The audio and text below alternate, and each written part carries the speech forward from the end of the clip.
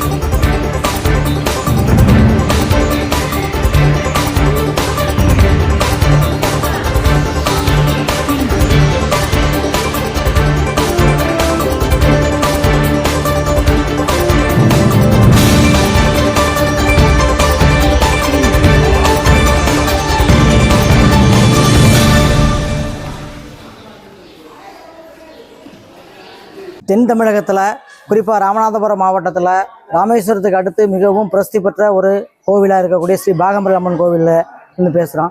தினமும் ஆயிரக்கணக்கான பக்தர்கள் இங்கு தரிசனத்துக்கு வருகை இருந்திருக்காங்க. குறிப்பாக வியாழக்கிழமை, வெள்ளிக்கிழமை, செவ்வாய்க்கிழமை இந்த 3 நாளும் இரவு சுமார் 10,000 பேருக்கு குறைவில்லாமல் இங்கே வந்து தங்கி தரிசனம் பண்ணுறாங்க. ஆனால் பக்தர்கள் தங்குவதற்கு சுமார் 42 வருடங்களுக்கு முன்பாக கட்டப்பட்ட ஒரு மண்டபம் சுவாமி சன்னதியில் இருக்குது. இப்போ அந்த மண்டபம் மிகுந்த மோசமான நிலையில் இடிஞ்சு விழக்கூடிய அபாயமான சூழ்நிலையில் இருக்குது. பல முறை அறநிலையத்துறை அதிகாரிகளுக்கும் நிர்வாகத்திற்கும் இந்த மண்டபத்தை இடிச்சிட்டு புதுசாக ஒரு மண்டபம் கட்டணும்னு கோரிக்கை வச்சுருக்கோம். ஆனால் இதுவரை நிறைவேற்றலை. இப்பொழுது இந்த மண்டபத்தை இடிஞ்சு விழுறதுனால அடைச்சு பக்தர்கள் தங்காமல் இருப்பதற்கான ஒரு உத்தரவை அறநிலையத்துறையை போட்டிருக்கதாக தெரிய வருகிறது. அப்படி இந்த மண்டபத்தை அடைச்சா வரக்கூடிய பக்தர்கள் சுமார் இப்போ ஆடி மாதமாக இருக்கக்கூடிய ஆடி வெள்ளியில் 40-50,000 பேரை கூடிய பக்தர்கள் நடு ரோட்டில் பாதுகாப்பற்ற ஒரு அசாதாரணமான சூழ்நிலையில் தான் தங்குறது மாதிரி இருக்கும்.